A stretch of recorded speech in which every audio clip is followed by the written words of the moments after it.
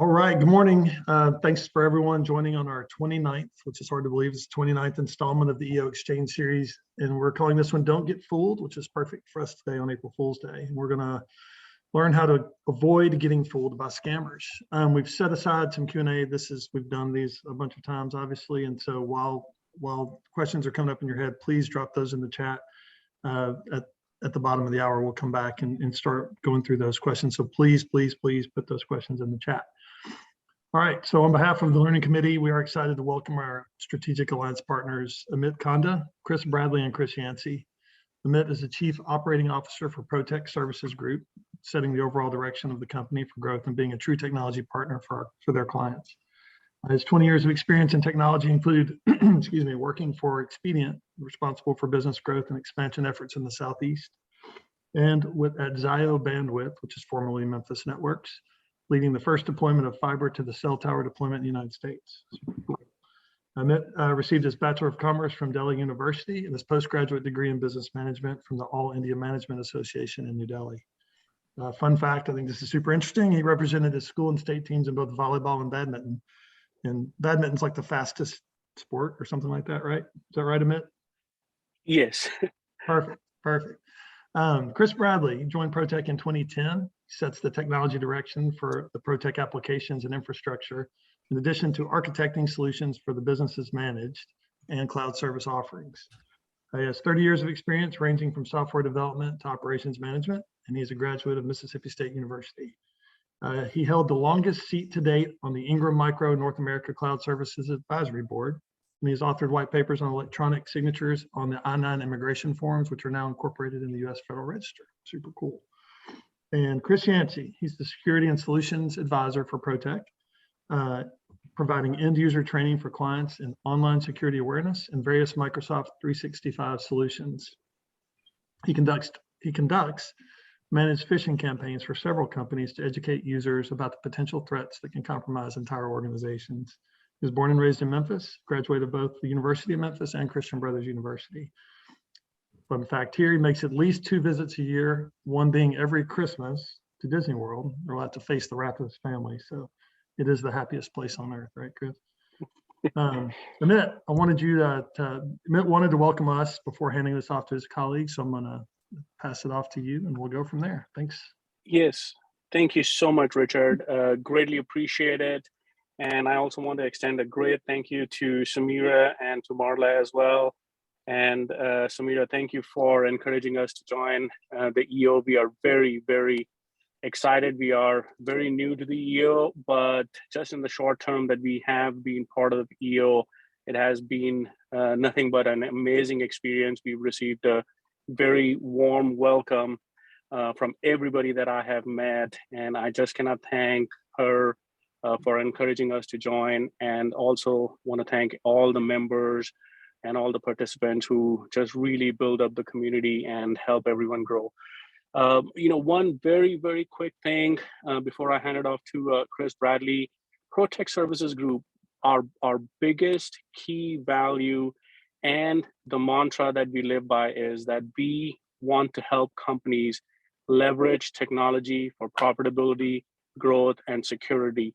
And we believe heavily in educating our partners, our clients, everybody that we work with on how they can really leverage technology. So I will hand it over to Chris Bradley, who's our CIO, and you are in very capable hands. And I would absolutely encourage everyone, given the content and also the world that we live in today, that if you guys have any questions, anything related to security, how you can secure your organizations, please write them down. Don't hesitate and ask those questions. So thank you, Richard.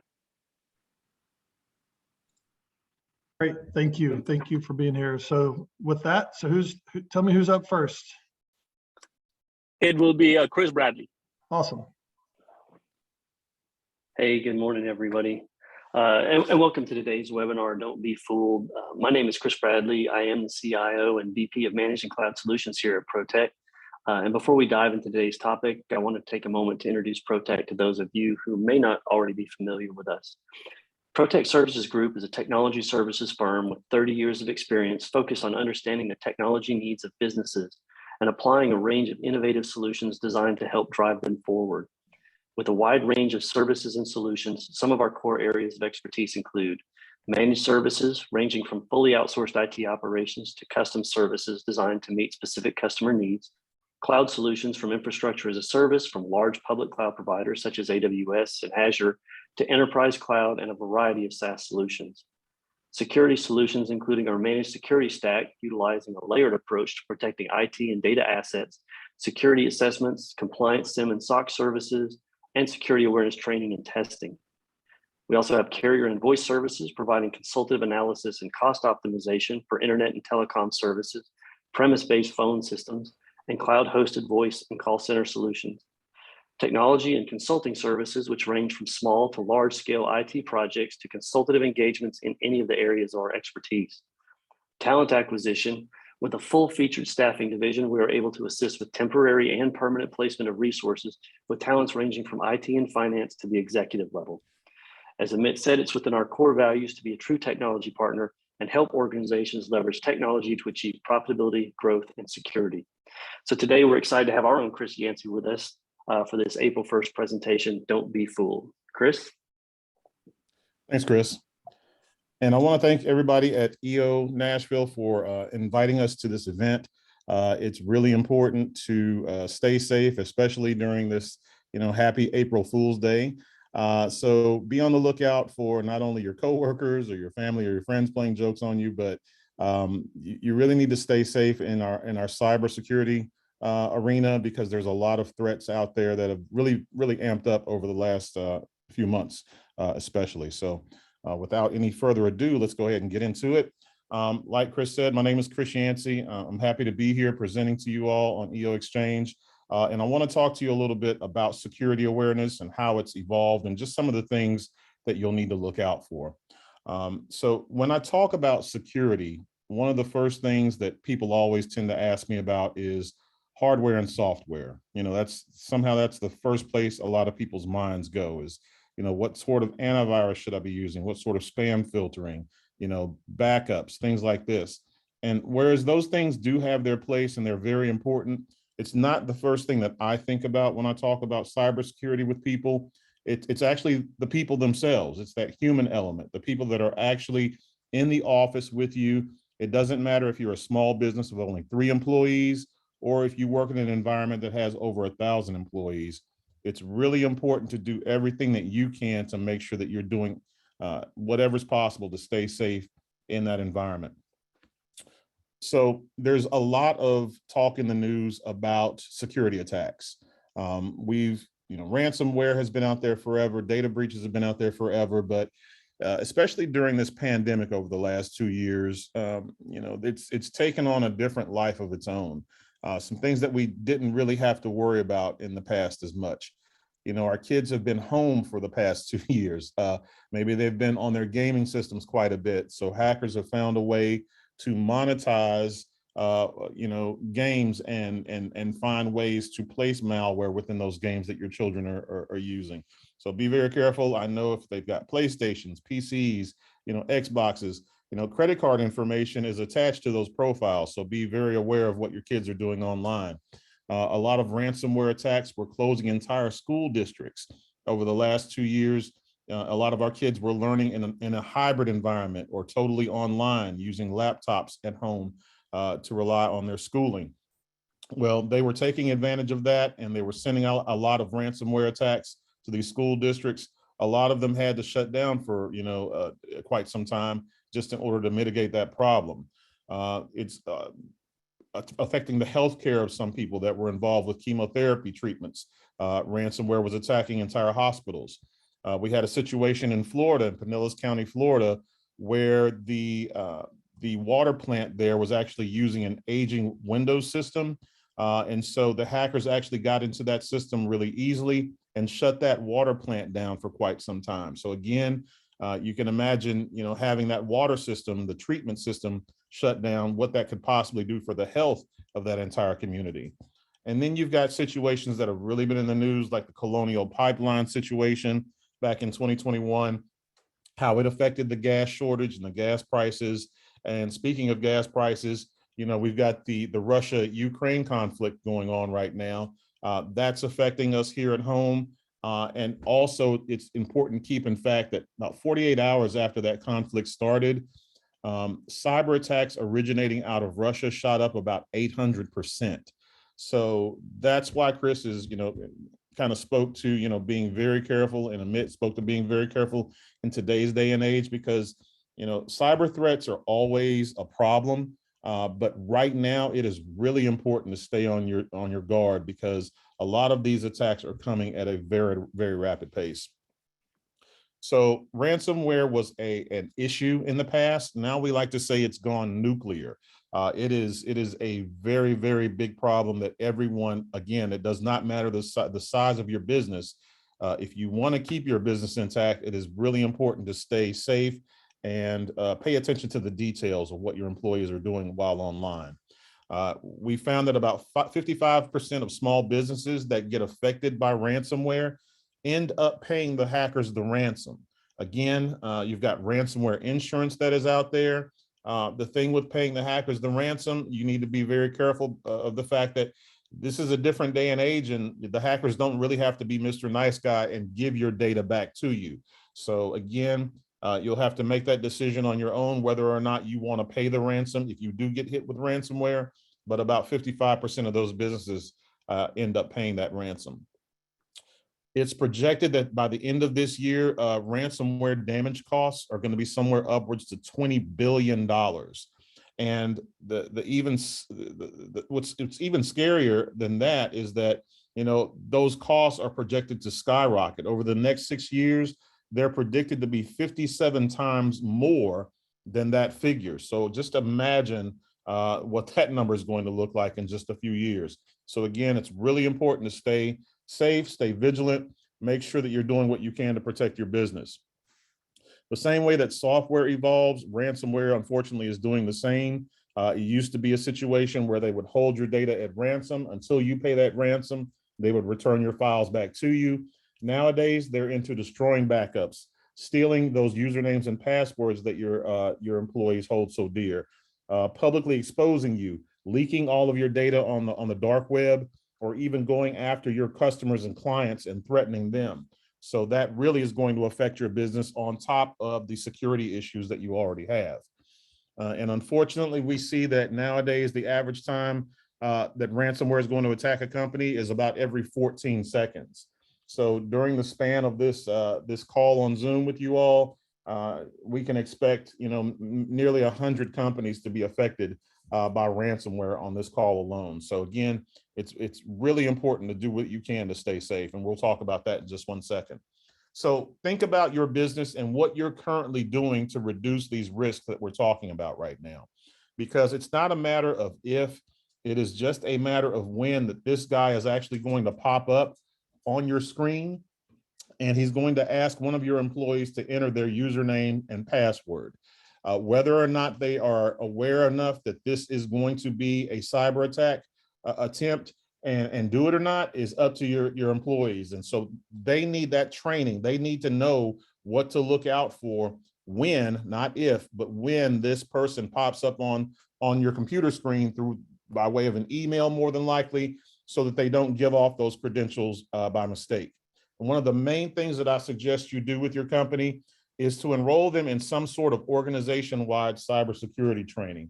It's really important to educate all of your employees, not just your high level, you know, the C-level employees. What you need to do is get everybody on the same page, from that sweet little receptionist all the way to the CEO. Everybody in between needs to know what to look out for, because it only takes one person to click on the wrong email before it corrupts the entire organization. So again, I would start with some sort of organization-wide cybersecurity training to keep everybody on the same page.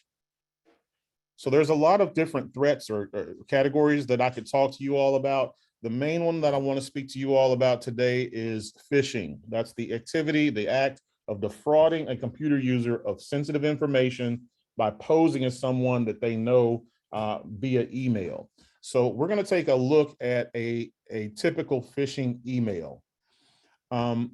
and it's really important that we look at phishing, because out of all the statistics that I could show you, 91%, this is the most important stat, 91% of all cyber attacks that your company could potentially be involved with are going to originate or start with a phishing email.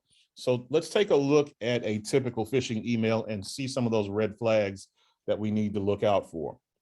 So the first thing that we see is probably that PayPal logo. We want to know who this email is coming from.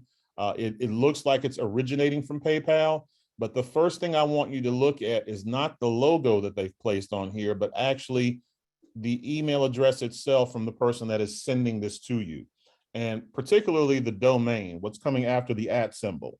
If this really is coming from PayPal, then it should say @paypal.com as the domain. Clearly, you can see that this does not say paypal.com. So I'm going to stop right there. I don't need to look at this anymore, because I know this email is not originating from PayPal.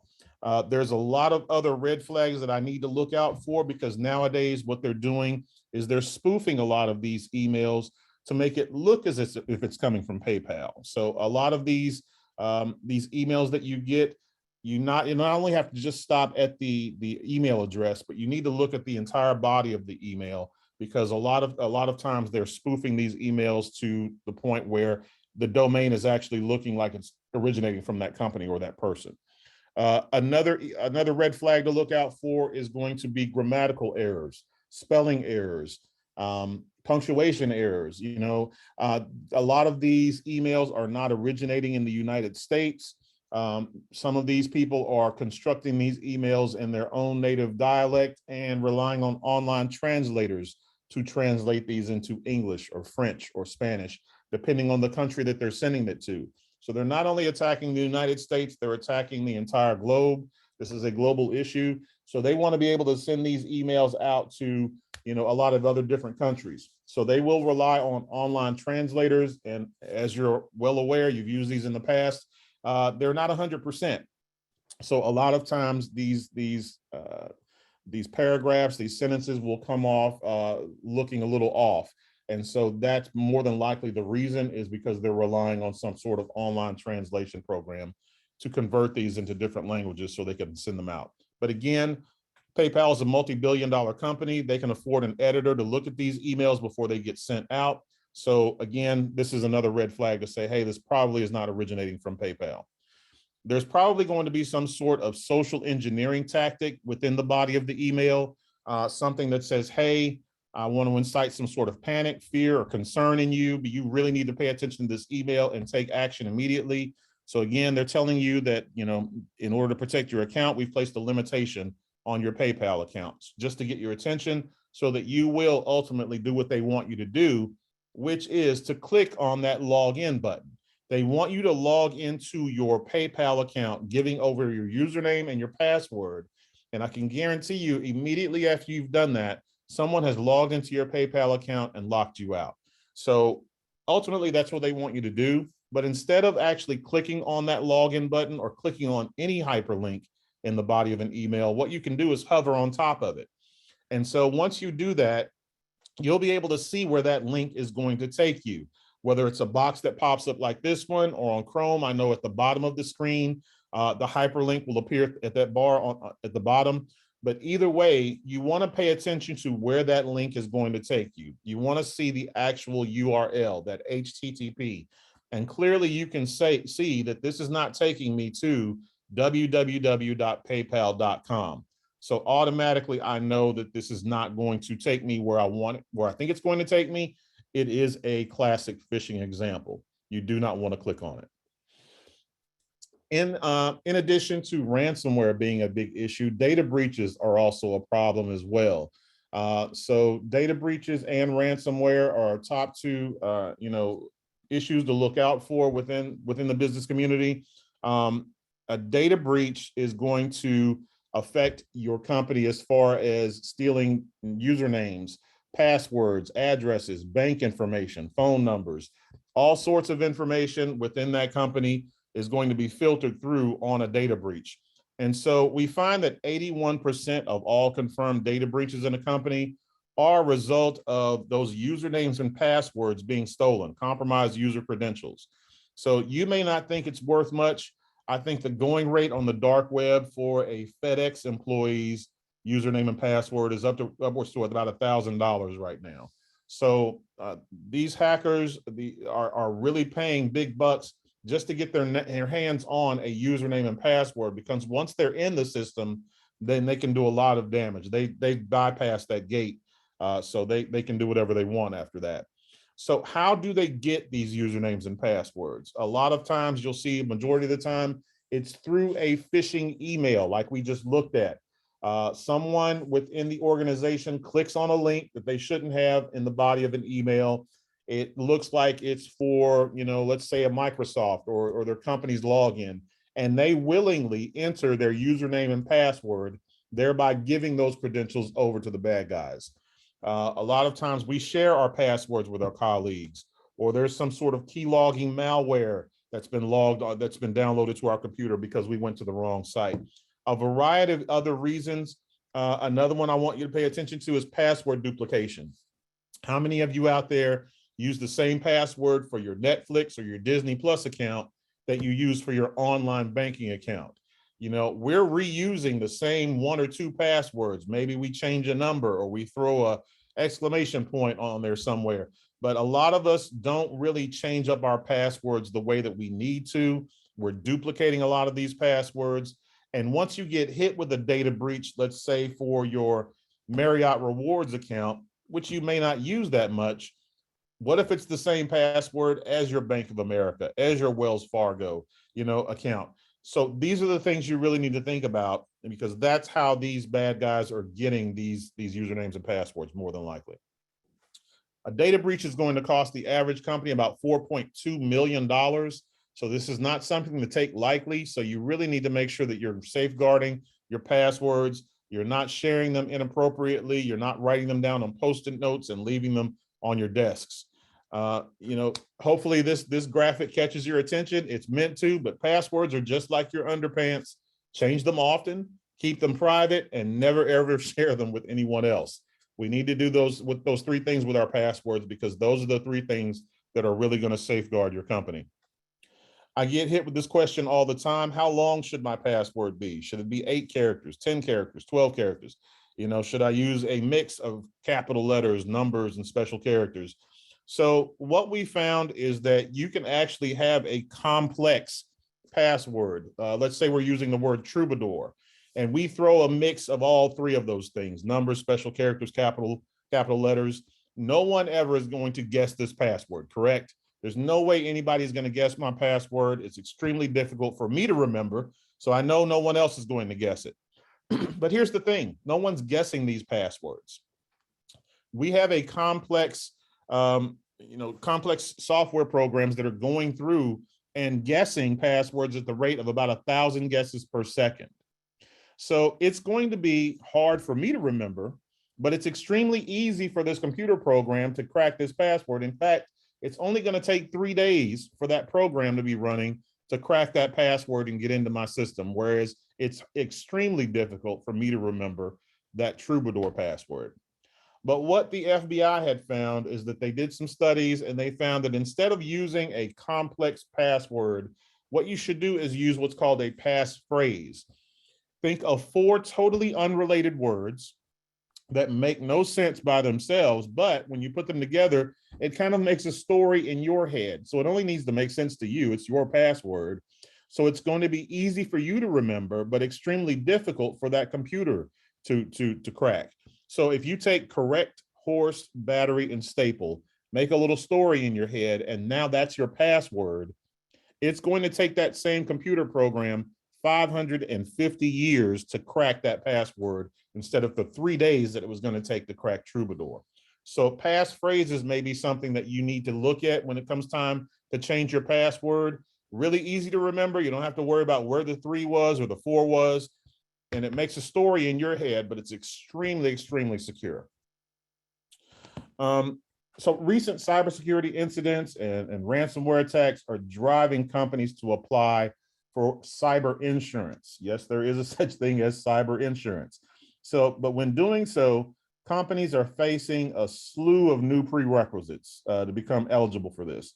And one of the major ones being multi-factor authentication or two-factor authentication to protect all of your assets. So, cyber insurance has been out there for a while. Two-factor has been a prerequisite for a minute. But what we're finding out now is that, because of all these recent new cyber attacks that are happening, a lot of insurance companies are really ramping up their requirements in order to file for cyber insurance or even apply for cyber insurance. So we want to take a look at that. And again, 2FA multi-factor authentication is a big one. As you know, multi-factor authentication is a cybersecurity measure that requires users to confirm multiple factors, verifying their identity prior to accessing a network. So generally, users have to provide a password to get into a system. No big deal. But with 2FA, it takes it a step further. You'll have a device or a key fob or something else on you that provides proof or evidence that you are who you say you are. So two-factor authentication should be used to protect your network and your email access, as well as administrative access. So that's going to prevent intruders from breaching your network, deploying ransomware, erasing your data, or stealing information that they can sell on the dark web. So it's really important for you as an organization to make sure that you've got 2FA enabled, because again, that password can be cracked by anyone, but they're not going to have that second piece of evidence, whether it's your cell phone, you have to put that 6-digit code in, or you've got an application where you can just hit that button and authenticate that you are who you say you are. But again, two-factor is really important. And also on a personal level, your bank, all people that are using online banking, make sure that you're enabling 2FA. Even social media nowadays, again, the big thing with Russian attacks, they really go for social media. And so again, it's really important to have 2FA enabled on that, especially things like LinkedIn, which are connected to your business. So ransomware or social engineering attacks are going to occur about every 14 seconds, like we said earlier. These claims can cost hundreds of thousands of dollars and require pricey investigation and remediation that takes a lot of time to complete. These attacks often start with compromised passwords or login IDs. So multi-factor authentication protects your business by adding that extra layer of security. And so obviously this is why two-factor is so important to insurance companies, because of the protection that it's going to provide. But unfortunately, it doesn't just stop with 2FA or multi-factor authentication, because the recent increases in hacks, cybersecurity insurance is more expensive. It has more exclusions, and it's a little bit more difficult to obtain. So some cybersecurity countermeasures that most insurance companies now require, in addition to 2FA, are going to be listed here. Offline backups, patching, spam and web filter surfing filtering, siloing your network, securing those endpoints, end user training, vulnerability scans, and really most importantly are incident response plans and business continuity plans. A lot of people don't have those in place.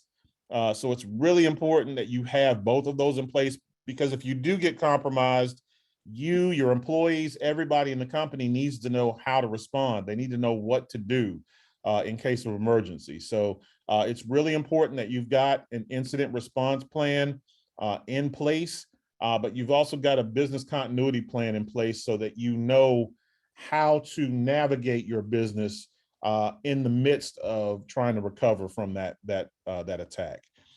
So as you can see, some of these requirements that insurance companies are now asking for go a lot further than just 2FA and making sure that it's enabled.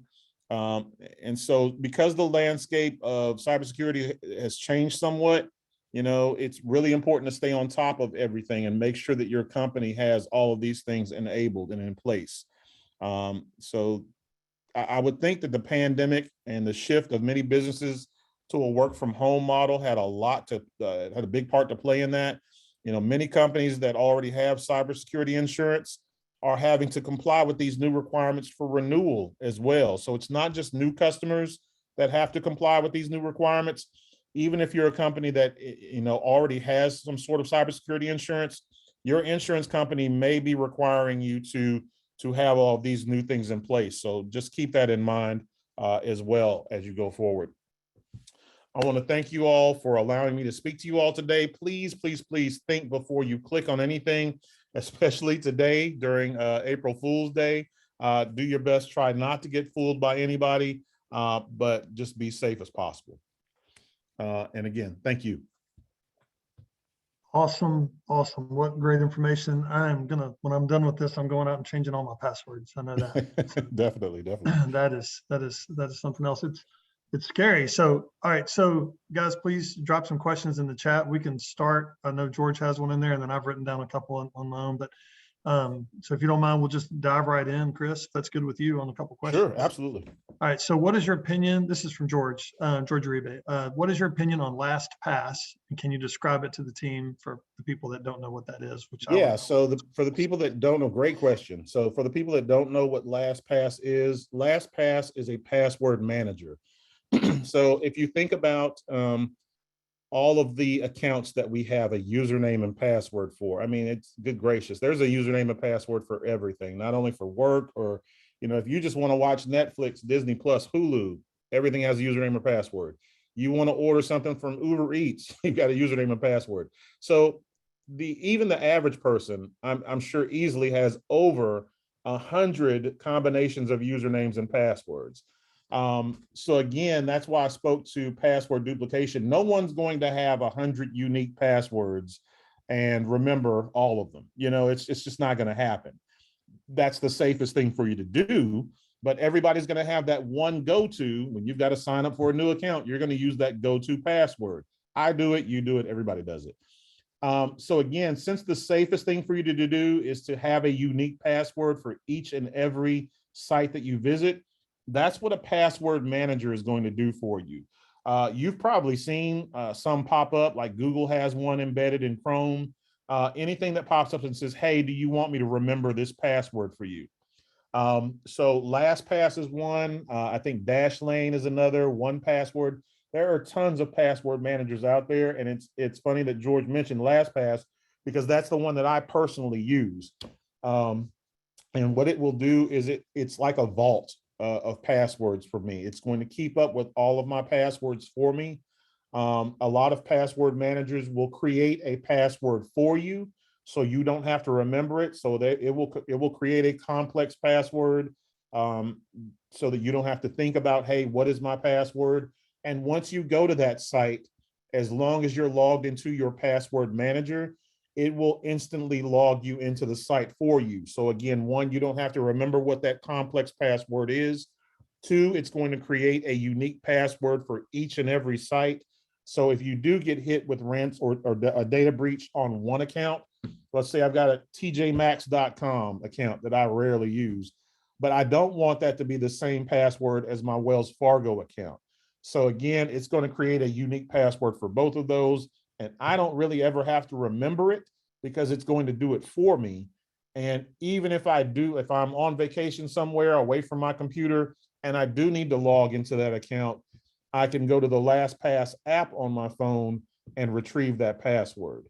On the flip side of that, I do want to mention there's a lot of people that are skeptical about using it. They say, hey, if it's storing all of my passwords for me, then, you know, I'm just making the job that much easier for the hacker. You know, he can hack all of my passwords from LastPass or Dashlane or whatever company has it. But the thing that I feel secure in is that if any of these companies ever do experience a data breach or a ransomware issue, all the company is going to do is they're going to shut that system down and they're going to reset every password that's in my vault, thereby, you know, making what the hacker got away with, you know, it's unusable. So basically all they've got is a password that is no longer valid. It's like somebody stealing the key to your house and you just rekey your house. What they've got now is no good. So I love using LastPass. Great question, George. But yeah, I definitely encourage password managers and I use one. That's great to know. I've been that skeptical person. So I'm glad to hear you talk to that. Samira, so she says, love the recommendation of an odd phrase that won't make sense to others. The question is it terrible to have a Word doc with passwords? And if so, what's the best way to store them? You may have just answered that question. But yeah, no, I definitely would not do that. Yeah, so don't keep all of your passwords written down on a Word doc or the little black book in your desk or even on a Post-it note. I would not write down any passwords anywhere because again, that Word doc can get stolen by someone and you not even know it. Or you not find out for quite some time, and then by then it's too late. They've already been in all of your accounts. So yeah, don't create that Word doc. Use a password manager. If you're one of those people that are just like, hey, I want to have unique passwords, but I don't want to have to remember 100 or 200, or in my case, up to 500 different accounts because I deal with so many things online. A password manager just makes sense. It really does. So I would definitely use that. Got it. Thank you very much. Gail Peace, her question: if you do not have a network, but use primarily third-party software to run your business, i.e. Box, LastPass, HubSpot, Microsoft, et cetera, should you feel protected with how those companies are managing security? Oh, man. I might defer this one to Chris Bradley. Hey, no problem. Love to take that one. Yeah, there's a variety of third-party or SaaS providers that we all use. Microsoft's a big one, HubSpot's a big one, Box, Dropbox, DocuSign. Many of those companies, if you go in and you look, you'll find places where they do meet compliance requirements, whether it's SOC 2 Type 2 or some other NIST or other one where they have things in place. And oftentimes you'll find that, unfortunately, oftentimes it's in the small print. But a lot of those large companies, they're just going to have to do that. They're going to have to make sure that they're protected. The place to really, I think, to look out for, and we talk about this with other companies, is when you do business with a company that's maybe a little bit smaller, that's providing a SaaS solution or some sort of software solution. What I encourage people to do is look at your agreement with that company and find out how they handle your data, because that's where it's really going to matter. It's going to matter that, hey, it's not Microsoft. It's a small third-party application that we've been using that we had maybe custom written for us a long time ago, and they host it. So finding out what they're doing with the data, how they're hosting it. Generally, what you should find is in your agreement somewhere, you should find things about confidentiality, liability, terms of breach, those types of things. And those are the things to kind of look for to see how they're protecting that data. And I would not hesitate 1 minute to go and ask those folks, how are you protecting my data and what are you doing with it? And also, if you terminate with that company, what are they doing with the data after you're terminated? It does kind of put the onus on you to have to go in and ask those questions and find out, but it's well worth it in the case of something like this, where you're not working with a very large company that already has, large compliance things put into place. So do your homework, make the call, ask, check your contracts. I would definitely take care of that. And if you don't feel that you're well protected, I would see it either A, is there an alternate solution that is well protected, or B, is there something you can do with that company to help them get protected? Great. Thank you so much, Chris.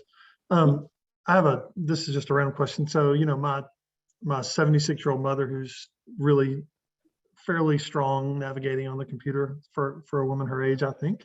But she has had social media, by issues, I mean, like someone where they've hacked into her Facebook account is kind of the whatever. But what part does social media play? And you kind of touched on that, but I'd like to go a little deeper on exposing yourself either personally or business wise. Like, do you limit what people can do at work, or does that even matter? That kind of thing.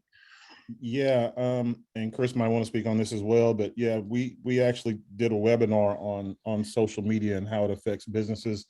And one of the things that I found is that, you may not think about it. You may think it's very separate, but it's actually not, because just the personal safety. I'll just speak to personal safety. If it was my mother and, she was still on social media, I'd be concerned about what she posts and when she posts it, because a lot of people tend to overshare on social media. You go on social media on Facebook and you see people that are on vacation or, are on a cruise ship and all this.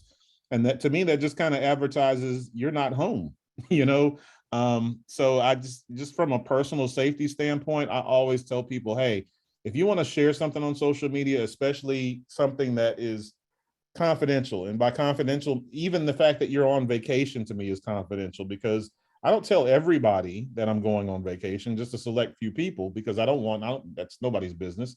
But I make it people's business when I post it on social media. And again, It's not hard for a friend of a friend of a friend to actually see that I'm in, you know, Barbados somewhere and soaking up the sun, and I'll be there for the next 2 weeks.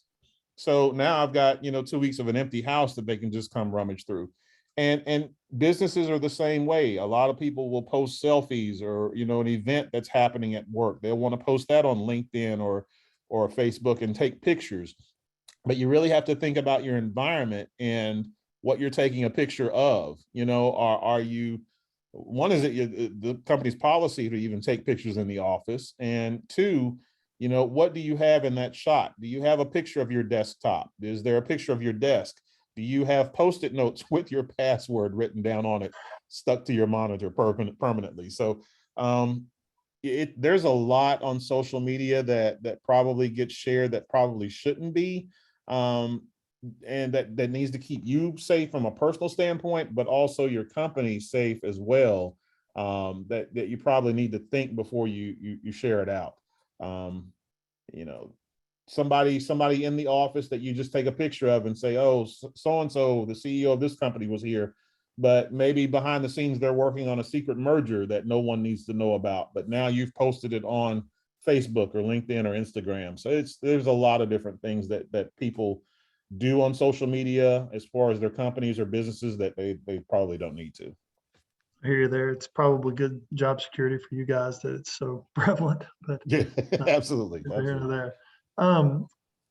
So this is just a random question for me too. I had a buddy. This may not.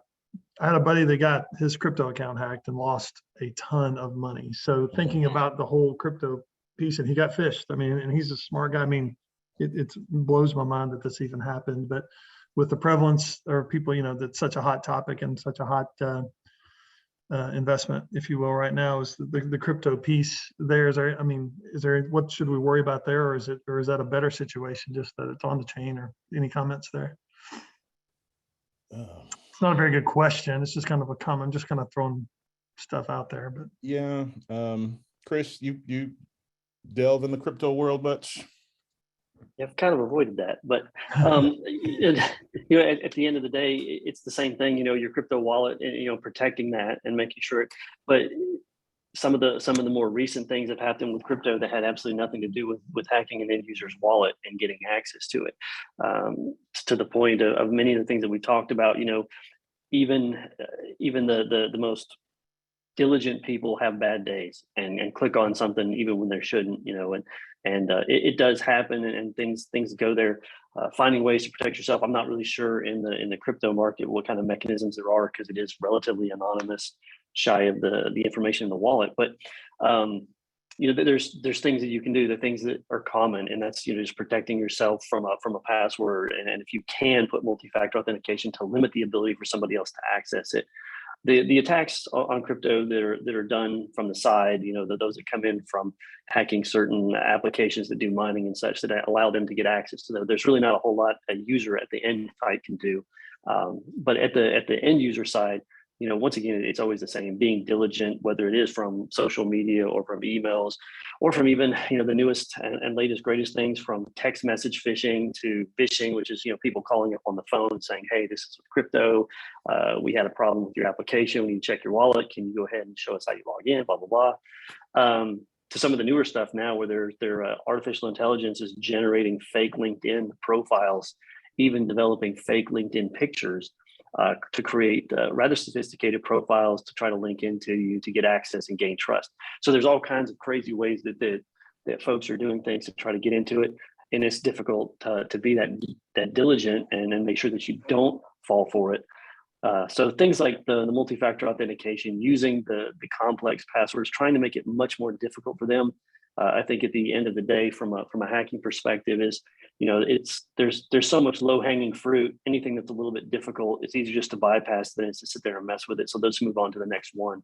And that's, you know, one of the goals. It's not a great security solution to say, hey, let's try to make this harder, but we want to do everything we can to reduce that risk, because there is no silver bullet when it comes to security. So it's really important to do everything you possibly can. Awesome. So we have one more question, and then I think, Marla, we're going to break out for a little bit. Is that the plan? Cool. So Gail had another question. How do you recommend companies handle cyber training and frequency? Yeah, You know a guy, right? I know a guy. Yeah, I'm actually the guy.